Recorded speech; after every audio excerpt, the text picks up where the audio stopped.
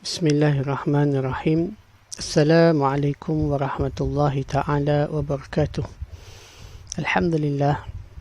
Alhamdulillahi rabbil alamin. Nahmaduhu wa nasta'inuhu wa nastahdihi wa nastaghfiruh. Wa na'udhu billahi min syururi anfusina wa min sayyiati a'malina. Man yahdihillahu fala mudilla lah. Wa man yudlil fala hadiya lah. أشهد أن لا إله إلا الله وحده لا شريك له وأشهد أن محمدا عبده ورسوله اللهم صل وسلم على سيدنا محمد وعلى آله وأصحابه ومن تبعهم بإحسان إلى يوم الدين سبحانك لا علم لنا إلا ما علمتنا إنك أنت العليم الحكيم ولا حول ولا قوة إلا بالله العلي العظيم وقال رب اشرح لي صدري ويسر لي أمري واحلل عقدة من لساني يفقه قولي رب يسر ولا تعسر ربي تمم بالخير أما بعد Alhamdulillah yang dimuliakan seluruh saf jawatan kuasa serta para jemaah muslimin muslimat Surau As-Salihin Batu 15 Hulu Langat, seterusnya penonton-penonton yang dikasihi Allah sekalian. Alhamdulillah, bersyukur kita kehadrat Allah Subhanahu Wa Taala kerana dapat sama-sama kita meneruskan program ilmiah kita iaitu takmir, kuliah takmir online. Mudah-mudahan ianya menjadi asbab untuk sama-sama kita mendapat keredaan Allah Subhanahu Wa Taala dan mendapat kefahaman ilmu yang jelas khususnya tentang agama Allah Taala ini, insya-Allah. Jadi tuan-tuan muslimin muslimat yang dirahmati Allah, kita sambung pengajian kitab Mustika Hadis Rasulullah sallallahu alaihi wasallam, yang mana dalam pertemuan kita yang lepas kita telah membahaskan berkenaan dengan hadis yang kedua. Hadis yang kedua, dan hari ini kita sambung lagi untuk siri yang ketiga daripada hadis yang kedua ini, berkenaan dengan tajuk kita iaitu sebenar-benar perkataan dan sebaik-baik jalan pimpinan. Yang mana kita telah bahaskan hadis ini berkenaan dengan apa dia, tuan-tuan? Peristiwa di mana seorang sahabat Nabi sallallahu alaihi wasallam iaitu Abdullah bin Amru, yang mana beliau ini menulis apa yang dia dengar daripada Nabi sallallahu alaihi wasallam. Kemudian orang-orang Quraisy ini ataupun sahabat-sahabat Islam, sahabat-sahabat yang lain ini melarang dia daripada menulis. Kemudian dia pun tidak menulis hadis-hadis Nabi, dan satu ketika dia mengadu pada Nabi tentang peristiwa itu, dan Nabi suruh dia tulis.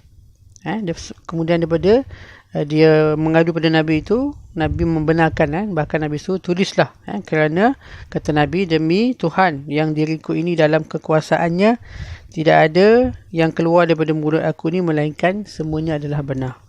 Jadi berdasarkan hadis ini kita telah membahaskan tentang apa, tentang keharusan menulis hadis Nabi pada zaman Nabi itu sendiri.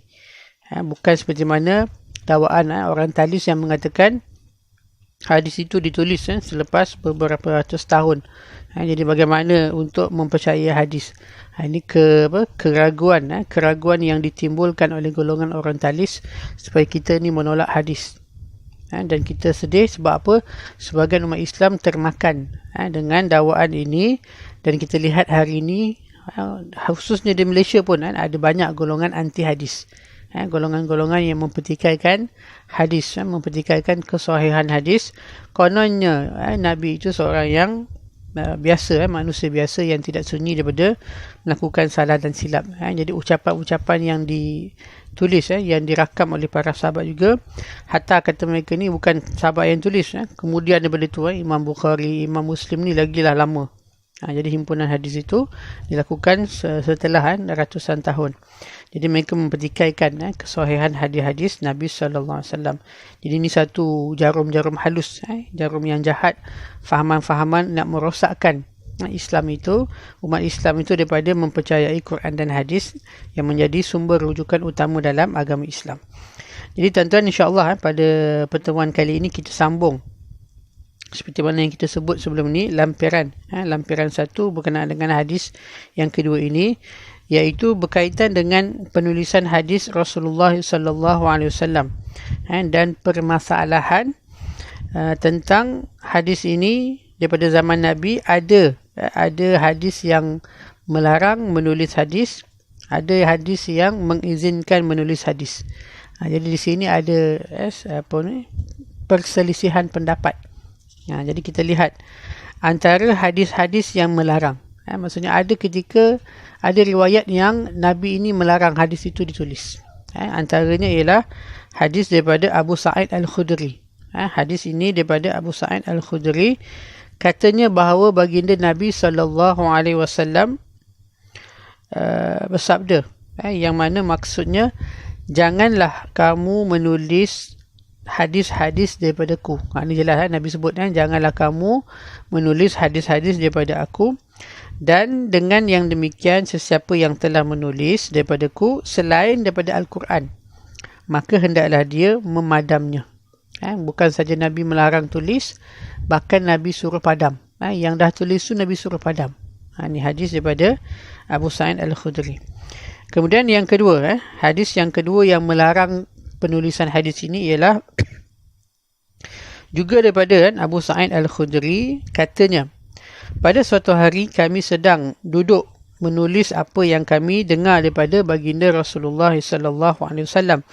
Lalu baginda keluar mendapatkan kami sambil bertanya, apakah yang kamu tulis itu? Kami pun menjawab, kata sahabat. Maksudnya kami ni ramai sahabat yang menulis. Kemudian mereka pun menjawab kepada Nabi, kami menulis apa yang telah kami dengar daripada Rasulullah sallallahu alaihi wasallam. Mendengarkan jawapan kami ini, baginda sallallahu alaihi wasallam pun bersabda, yang bermaksud, patutkah kamu menulis sesuatu yang lain bersama-sama dengan kitabullah Al-Quran? Nabi tanya, patutkah kamu menulis sesuatu yang lain bersama-sama dengan kitabullah Al-Quran? Tulislah kitabullah Al-Quran itu sahaja dan bersihkanlah dia daripada yang lainnya itu. Nabi kata apa? Tulis hanya kalam-kalam Allah Ta'ala, ayat-ayat Al-Quran sahaja, dan bersihkan dia daripada yang lain daripada itu. Maksudnya kalau Nabi ucapkan huraian ataupun tafsirkan ayat Quran itu, Nabi suruh bersihkan, jangan tulis sekali dengan ayat-ayat Al-Quran itu. Maka kami pun mengumpulkan hadis-hadis Nabi yang telah kami tulis itu pada suatu tanah yang lapang. Kemudian kami membakarnya. Sahabat, disebabkan Nabi melarang tulis ayat-ayat Al-Quran bercampur dengan perkataan-perkataan Nabi, hadis-hadis Nabi itu, maka para sahabat pun mengambil inisiatif untuk apa? Untuk menghapuskan tulisan-tulisan hadis itu. Jadi mereka kumpulkan di satu tanah lapang, kemudian mereka membakar. Kami membakarnya. Setelah itu kami bertanya kepada baginda dengan berkata, wahai Rasulullah, bolehkah kami menyampaikan hadis-hadis yang kami dengar daripada Tuhan kepada orang lain? Lalu Nabi SAW pun bersabda, boleh. Jadi Nabi membenarkan menyampaikan melalui lisan, Nabi benarkan, tetapi yang mereka tulis itu Nabi melarang. Jadi ini antara dua hadis yang kita lihat jelaslah Nabi melarang penulisan hadis pada zaman Nabi itu. Kemudian seterusnya tuan-tuan, ada juga hadis yang mengizinkan. Ada hadis yang Nabi mengizinkan penulisan hadis pada zaman Nabi sendiri. Yang pertama ialah hadis nombor 2 yang telah kita bincangkan sebelum ni. Hadis riwayat Abdullah bin Amru. Hadis daripada Abdullah bin Amru yang mana kita sebut sebelum ini, kata Abdullah, sebiasanya aku menulis segala apa yang aku dengar daripada Nabi SAW dengan tujuan untuk menghafal. Jadi Abdullah ditulis sebab nak hafal. Kemudian dia dilarang oleh orang-orang Quraisy dengan mengatakan, patutkah engkau menulis segala yang engkau dengar daripada Nabi? Sedangkan Nabi itu seorang manusia yang biasa, yang bercakap dalam keadaan marah dan dalam keadaan suka. Jadi mereka melaranglah Abdullah daripada menulis. Setelah itu aku pun berhenti menulis daripada apa yang didengar daripada Nabi. Kemudian aku menyebutkan hal ini kepada Nabi.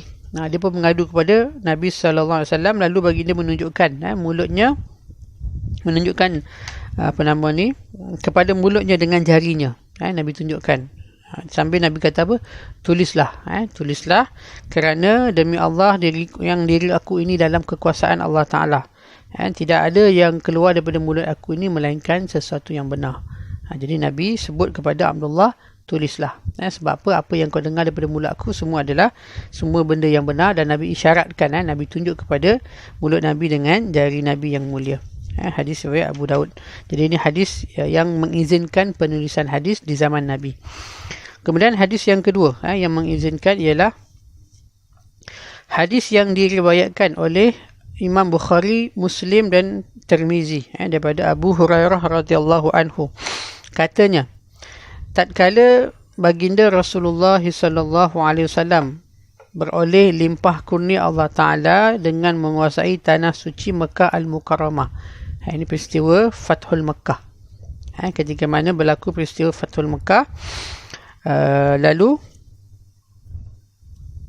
tampillah baginda, bangkitlah baginda untuk berpidato. Pada hari Fathul Mekah. Nabi pun berdiri untuk menyampaikan ucapan Nabi. Ucapan Nabi, pidato Nabi kepada orang ramai ketika itu. Lalu bangun seorang sahabat yang bernama Abu Syah, sambil dia berkata kepada Nabi. Dia berkata kepada Nabi, apa dia? Bolehkah Tuan membenarkan? Bolehkah Tuan tu merujuk pada Nabi lah. Bolehkah Tuan membenarkan sesiapa menulis untukku? Jadi dia minta Nabi izinkan sesiapa yang boleh menulis. Bermakna di sini dia tidak boleh menulis. Sebab ramai di kalangan sahabat yang ummi. Zaman dulu tuan-tuan, ramai yang tak pandai membaca dan menulis. Jangan kata zaman Nabi tuan-tuan, zaman nenek kita dulu, zaman moyang kita dulu pun sama juga. Kalau saya dapat cerita daripada nenek saya dulu, memang ramai lah. Zaman-zaman dulu memang ramai yang tak pandai membaca dan menulis di kalangan orang dewasa. Apatah lagi di zaman Nabi. Jadi sahabat yang bernama Abu Syah ni, dia minta izin Nabi untuk membenarkan sesiapa yang pandai menulis untuk tuliskan apa yang Nabi ucapkan tadi itu untuk dia. Jadi apa yang Tuan sabdakan itu diminta dituliskan balik untuknya. Jadi diminta izin daripada Nabi, wahai Rasulullah. Jadi kemudian Nabi pun menjawab. Apa Nabi jawab dengan sabda Nabi? Tulislah kamu untuk Abu Syah. Nabi minta sahabat yang pandai menulis tu, kata Nabi apa? Tulislah kamu untuk Abu Syah. Jadi Nabi suruh. Nabi perintahkan sahabat yang pandai menulis tu tulis apa yang Nabi ucapkan tadi tu untuk Abu Syah tadi. Jadi ini juga hadis yang membenarkan, yang mengizinkan, bahkan Nabi suruh, Nabi perintahkan sahabat yang yang pandai menulis untuk tuliskan balik apa yang Nabi ucapkan tu kepada Abu Syah. Seperti mana yang diminta olehnya. Jadi kita lihat di sini ada khilaf, ada percanggahan di antara keizinan menulis hadis di zaman Nabi dan larangan menulis hadis di zaman Nabi. Jadi kita lihat bagaimana pendapat para sahabat berkenaan dengan isu ini. Dengan adanya hadis-hadis yang melarang dan mengizinkan itu, maka para sahabat Nabi SAW tidak sekata, tidak sependapat mengenai masalah penulisan hadis Rasulullah SAW di zaman tersebut. Akan tetapi kebanyakan para sahabat mengharuskan. Maksudnya ada sahabat yang berpegang larangan tersebut, akan tetapi kebanyakan sahabat mengharuskan. Maksudnya membenarkan. Sahabat-sahabat membenarkan, bahkan telah pun menulis.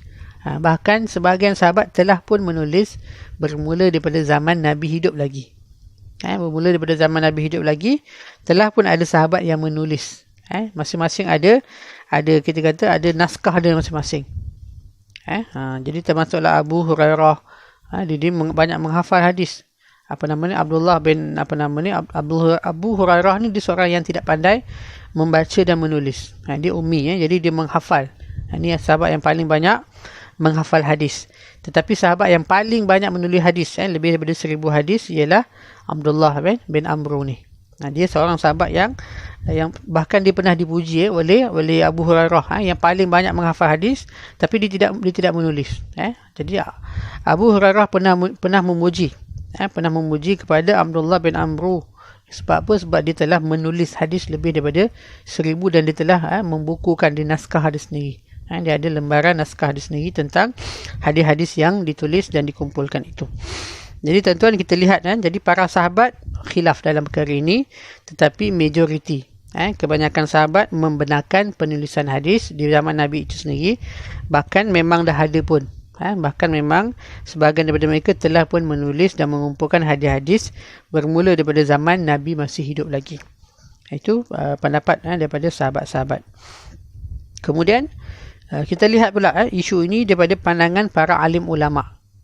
Para alim ulama serta ahli-ahli hadis telah menyesuaikan di antara hadis yang melarang dan hadis yang mengizinkan tentang penulisan hadis di zaman Nabi ini dengan beberapa cara dan alasan. Jadi kita lihat apa jawapan daripada para alim ulama dan juga ahli-ahli hadis sendiri tentang hadis yang melarang penulisan hadis dan hadis yang mengizinkan penulisan hadis. Fokus kita ialah di zaman Nabi itu sendiri. Selepas Nabi wafat tu memanglah giat. Lepas Nabi wafat memang para sahabat tabi'in mereka ni giat menulis hadis dan mengumpulkannya. Tapi kita bincang ni ketika Nabi masih hidup. Jadi kita lihat. Yang pertama pendapat ulama yang mengatakan larangan penulisan hadis itu adalah khusus mengenai waktu turunnya Al-Quran. Jadi Nabi, ini pandangan ulama mengatakan, kenapa Nabi larang? Ada hadis yang melarang tulis hadis itu, ialah ketika waktu turunnya Al-Quran. Jadi bila turunnya wahyu, Nabi larang. Kerana dibimbangi Al-Quran itu akan ditulis bercampur baur dengan yang lain daripada Al-Quran. Sebab apa? Bila Nabi turunkan, Nabi sampaikan ayat Al-Quran kepada para sahabat, Nabi bukan baca Al-Quran semata-mata. Nabi akan mentafsirkan, Nabi akan menghuraikan, Nabi akan menerangkan maksud ayat itu. Jadi dibimbangi apa yang Nabi ucapkan, syarah ataupun tafsir kepada Al-Quran itu ditulis sekali dengan para sahabat bercampur baur. Lalu Quran yang sebenar itu dengan tafsirannya itu tidak boleh nak dibezakan oleh orang yang membaca lembaran tulisan itu. Dan ini yang dibimbangkan. Ini kata para ulama. Kenapa Nabi larang? Sebab waktu Nabi larang itu ialah waktu turunnya wahyu. Waktu turunnya Al-Quran. Sebab bimbang sahabat yang menulis itu akan bercampur baur dengan yang lain daripada ayat-ayat Allah Ta'ala. Dan hadis yang mengizinkannya pula adalah untuk keadaan yang tidak membimbangkan. Maksudnya bukan ketika wahyu turun. Jadi waktu itulah Nabi mengizinkan ataupun ucapan-ucapan Nabi yang biasa. Bukan yang berkaitan dengan ketika Quran turun Nabi akan huraikan. Tapi yang diizinkan tu selain daripada itu. Maka ini pendapat yang pertama. Seterusnya pendapat yang kedua. Kenapa alim ulama ini mengatakan ada perbezaan khilaf, ada yang mengizinkan, ada yang melarang. Jadi larangan itu adalah khusus mengenai penulisan hadis bersama dengan ayat-ayat Al-Quran dalam satu lembaran. Jadi ulama juga, sebagian ulama mengatakan, kenapa Nabi larang? Nabi larang ialah bila mana ditulis lembaran, dalam satu lembaran Quran dan huraiannya. Itu yang Nabi larang. Kerana biasanya mereka mendengar hadis yang menafsirkan. Bila Nabi turun Al-Quran, Nabi akan tafsirkan. Jadi biasanya para sahabat mendengar hadis yang menafsirkan sesuatu ayat Al-Quran, maka dengan itu harus mereka akan terlangsung menulisnya bersama-sama kandungan ayat-ayat Allah Ta'ala itu. Itu yang dibimbangkan. Lalu mereka dilarang daripada melakukan yang demikian kerana ditakuti ada kesamaran dalam tulisan tersebut. Jadi tentang hadis-hadis yang mengizinkan pula, mereka hanyalah untuk ditulis dalam lembaran yang berasingan yang tidak mengandungi sesuatu daripada Al-Quran. Ini beza. Yang pertama tadi Nabi melarang tulis hadis Nabi ni ketika turunnya Al-Quran. Pendapat yang kedua ni mengatakan Nabi larang tu, larangan ialah tulis dalam satu lembaran. Jadi kalau tulis dalam dua lembaran yang berbeza, Quran satu lembaran, hadis tu dalam lembaran yang lain, itu tak jadi isu. Tapi yang Nabi larang ialah tulis Quran dan huraian Nabi itu dalam satu lembaran. Sebab apa tuan-tuan? Di zaman Nabi memang Nabi memerintahkan sahabat. Nabi melantik beberapa sahabat untuk menulis wahyu. Ada sahabat yang menulis wahyu. Jadi selepas mereka ni menulis wahyu itu pada lembaran-lembaran Zaman dulu ada kertas lagi tuan-tuan kan. Ni lembaran-lembaran kulit dipelepah-pelepah tamar di kulit-kulit kayu. Jadi setelah ditulis ayat-ayat Allah Ta'ala ini, maka dia akan disimpan, dihimpunkan, disimpan dalam satu tempat yang khusus. Jadi dilarang tulis selain daripada ayat Quran. Sebab apa? Sebab bimbang dia akan simpan ayat naskah Quran itu. Jadi dibimbangi bila ditulis sekali hadis dalam satu lembaran yang akan dikumpulkan, yang akan dihimpunkan menjadi mushaf itu, maka dia akan bercampur bau. Akan bercampur bau antara ayat Allah Ta'ala dengan kalam Nabi. Maka itu yang dilarang, tulis dalam satu lembaran. Itu pendapat yang kedua. Sementara pendapat yang ketiga mengatakan bahawa larangan Allah Ta'ala, Nabi melarang tulis hadis itu adalah khusus mengenai penulisan wahyu Al-Quran yang biasanya mereka tulis dalam lembaran-lembaran surah untuk disimpan di rumah Nabi SAW. Ini khusus kepada penulis wahyu. Nabi melarang penulis wahyu ini untuk menulis hadis Nabi. Sebab apa? Mereka ni memang ditugaskan khusus hanya untuk menulis ayat-ayat Allah Ta'ala di dalam lembaran-lembaran, kemudian disimpan di tempat khusus di rumah Nabi SAW. Oleh itu, kalaulah mereka ini diharuskan, kalaulah penulis-penulis wahyu yang khusus Nabi lantik ini dibenarkan untuk menulis hadis, nescaya Al-Quran akan bercampur bau dengan yang lainnya. Akan tetapi, selain itu adalah diizinkan. Maksudnya selain daripada penulis wahyu ini, kalau nak tulis hadis tak ada masalah. Tapi penulis wahyu ini dilarang. Itu pendapat yang ketiga. Dan yang keempat, bahawa larangan itu adalah bagi orang yang dipercayai terselamat daripada lupa. Nabi larang menulis hadis itu bagi mereka, bagi sahabat-sahabat yang Nabi yakin, Nabi percaya mereka ni kuat ingatan, terselamat daripada lupa, dan dipercayai tentang kekuatan menghafal apa yang dia dengar. Serta ditakuti dia akan bergantung bulat-bulat kepada tulisan apabila dia menulis. Dia dah ingatan, dia dah kuat, dia tak perlu kepada tulis. Tapi kalau dia tulis, nanti kan dia akan bergantung kepada tulisannya itu. Sebaliknya diizinkan bagi orang yang ditakuti lupa. Seperti mana hadis yang kita baca tadi tentang tentang Abu Syah. Abu Syah ni dia mungkin Nabi kenal dia seorang yang tidak kuat ingatan. Sebab sahabat-sahabat ni dia pelbagai. Dia orang biasa, pelbagai latar belakang. Ada yang kuat ingatan, ada yang tak kuat ingatan, ada yang faqih, ada yang tidak faqih, ada yang pelbagai jenis, pelbagai jenis manusia, ragam-ragam pelbagai. Jadi Nabi berbeza. Ada orang ni Nabi fatwa dia lain, ada orang sahabat ni fatwa Nabi lain. Tu ada yang Nabi benarkan, ada yang Nabi tak benarkan. Ada bergantung kepada individu-individu tertentu itu. Jadi di sini ulama mengatakan, kenapa Nabi larang? Nabi larang bagi orang yang kuat ingatan. Orang yang kuat ingatan dia hafal saja. Kalau dia tulis, nanti kan dia bergantung pada tulisannya itu. Adapun orang yang tak kuat ingatan, orang yang cepat lupa, Nabi mengizinkan tulis untuk orang ni. Seperti mana yang dalam hadis tu Nabi sendiri bersabda. Di hujung hadis tu Nabi kata apa? Tulislah kamu. Tulislah apa? Tulislah kamu akan hadis aku, ucapan aku tadi. Ketika Fathul Mekah untuk Abu Syah. Nabi perintahkan sahabat yang pandai menulis untuk tulis kepada Abu Syah. Sebab apa? Dia seorang yang tidak kuat ingatan. Barangkali dia akan lupa nanti. Jadi Nabi menyuruh, Nabi mengizinkan untuk menulis hadis tersebut. Ini pandangan yang keempat daripada para ulama. Kenapa ada pertembungan, ada khilaf, ada Nabi larang, ada Nabi izinkan.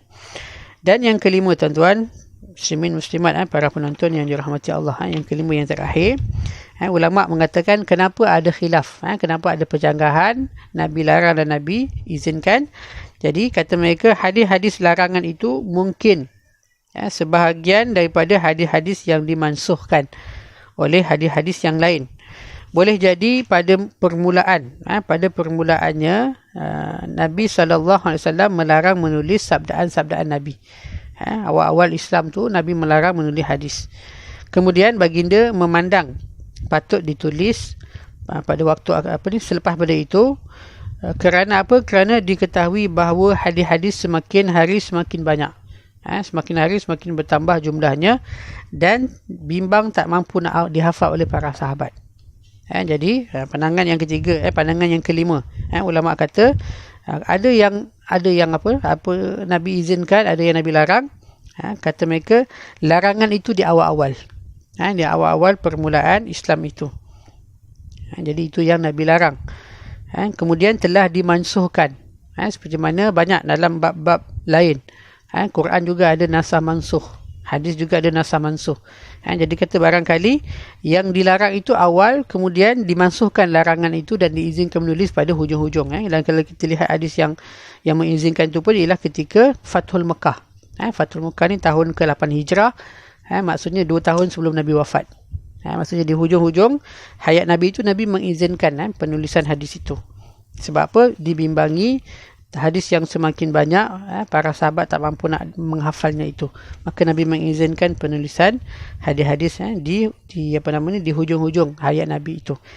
Itu yang kita nampak ada percanggahan. Jadi bukanlah Islam itu kejap boleh, kejap tak boleh. Tak. Dia bergantung kepada situasi. Bergantung kepada keadaan dan dia ada hukum nasakh mansuh. Demikianlah tuan-tuan muslimin dan muslimat, para penonton, berkaitan dengan permasalahan penulisan hadis Nabi SAW di zaman Nabi hidup. Ada larangan dan ada keizinannya itu, dan kita telah lihat para ulama telah pun menjawab dengan beberapa pandangan, dan kita lihat sahabat juga jumhur para sahabat mengharuskan penulisan hadis tersebut.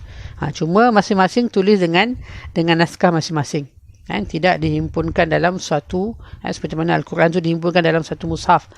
Semua orang guna benda yang sama.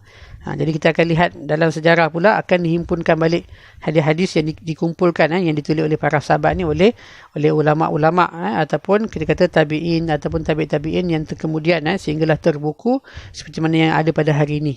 Kitab Sahih Imam Bukhari, Imam Muslim, Imam Abu Daud, Sunan Sittah tu, itu adalah himpunan hadis-hadis Nabi yang telah dilakukan oleh ulama-ulama yang terkemudian daripada itu.